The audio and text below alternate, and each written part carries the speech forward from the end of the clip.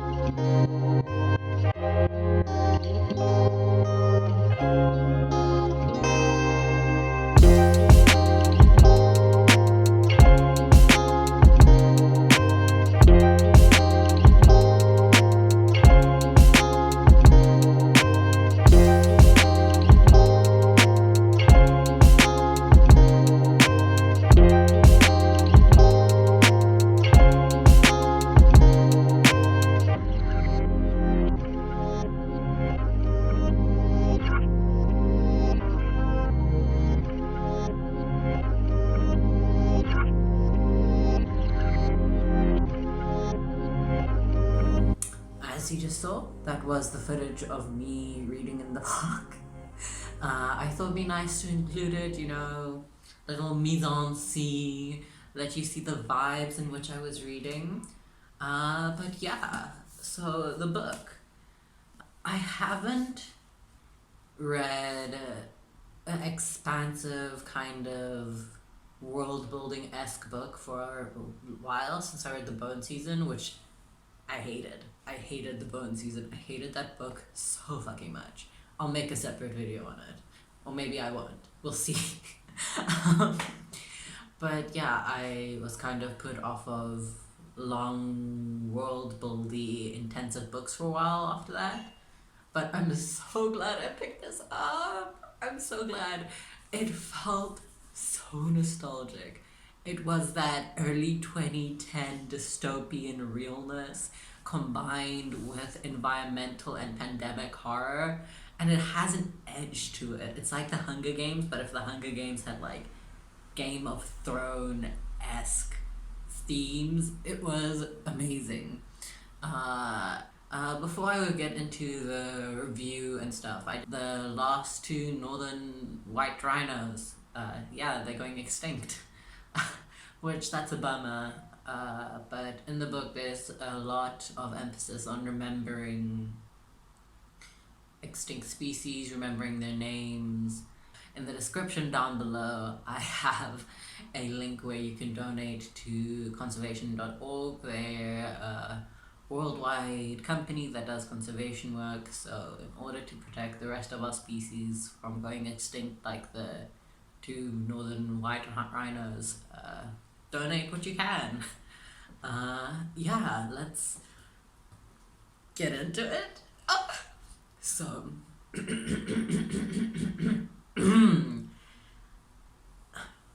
are you in the mood for a nostalgic 2010 dystopia? Do you want an all-female cast? Do you want to read something like that by Margaret Atwood? then the year of the flood is for you. It takes place over the span of 10-15 years, and it's following these two characters in kind of the journey from just of their lives, I guess. And in the background, this environmental catastrophe is happening. And what I really liked about this was that these two characters, their common thread is that they're in like a cult activist group called the Gardeners. They're environmental extremists who believe in the blending of science and religion. And I really like that it was told from kind of that perspective of, this extremist group, because you always get the extremist groups in sci-fi, but you're very much an outsider. So onto the proper review. Oh, I should mention, there are quite a lot of trigger warnings in this book, so if that's not for you, maybe skip this one and reread Divergent, maybe, or The Hunger Games, maybe, yeah. But yeah, huge trigger warnings for cults, sexual assault, a pandemic, and kind of the environmental horror that all Gen Z people have inside of them. But onto the actual review, I'm going to explore the characters first. So they're alternating perspectives, Ren and Toby. And I really like both characters, but with Ren, I feel like there was a distinct lack of character development. But I really liked Toby's character development. It was clear, it was distinct, but with Ren, because we follow her from the time that she's a little girl to kind of the cusp of adulthood, you just kind of see that growing up, you don't really see how she's changed, and I feel like there was a lot of potential there. The other criticism I have of the characters is that I would have liked more depth. I feel like the world building and stuff really makes up for her what it's lacking in character development and hitting the feels, as 2014 Tumblr would say, and maybe 2021 Instagram. There is a very poignant exploration of environmental grief, kind of just the grief that comes along with destroying our planet, and also of the loss of father and mother figures.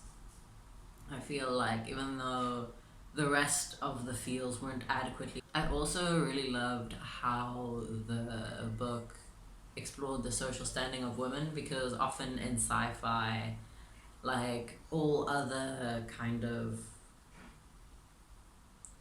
class categorizers are just kind of thrown away in favor of this new system. But even though there was a new system, the corporations, like their status as women wasn't disregarded, and I feel like it was a very good exploration of that. But, and this is a huge but, there is a scene for what can be argued to be blackface. In this future world, you have the ability to change the color of your skin, and this one, Toby, this isn't a spoiler, she needs to run away quickly because somebody from her past is haunting her, and she undergoes a skin color change. And I feel like that wasn't handled with the sensitivity that it should have been. So moving on from that dire note, the world building, it made sense. The blackface, it made sense in the world with how it made sense in the world that there was. And that isn't an excuse for it. Yeah, but this world, it's controlled by Corps, a group of corporations who formed together after governments failed. The government failing isn't a huge part of the story. And it's in the age where genetic mutations have already happened. And there's a lot of things like green lambs and lion lamb hybrids. There's a lot of these kind of zany things that we are only really imagining in our wildest fantasies. And I just loved, loved, loved the world building so much. Like I said, it was a bit lacking in characters and it had its problematic moments, but the world building just completely blew me away. I haven't felt that immersed in a book since The Hunger Games and Divergent. I felt completely enamored in this world of the gardeners and like this evil, it's very late capitalism horror, and it just hit all of the points for me. It's points that I need to be hitting. And what really crafts this world with such a tender care is Margaret Atwood's prose. This is the first book I've read by her, and I am in love with the way that she writes. She switches up the person that she uses, like second person, first person, and she does it so flawlessly, like you don't notice that it's happening. And like that combined with like the descriptions of smells and sights, you just phenomenal is what I have for the world building. So that's a 5 out of 5. Well, the characters were like a 3.5 out of 5. I'm running it up to 4 because I personally really like the characters. The pacing, like I said, there's alternating perspectives between Toby and Ren, and she switches it up at the exact right moment. Often with multiple perspectives, it's kind of a stop-start thing where you need like some adjustment time. But with this book, it was done very masterfully. Like you cut out at a point in the characters' lives where you can imagine them going on in the background while it switches perspective. It worked so well. It was like an interlocking puzzle of narrative.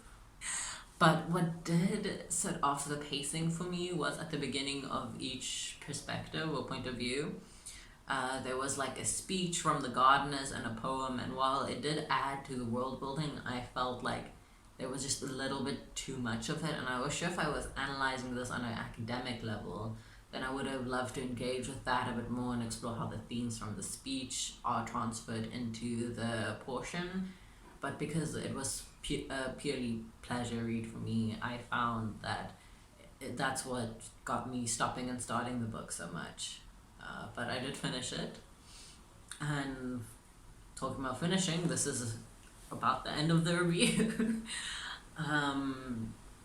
My overall rating is a 3.5 star, but I rounded up to 4 because of the book's place in my life. It's the end of a reading slump for me.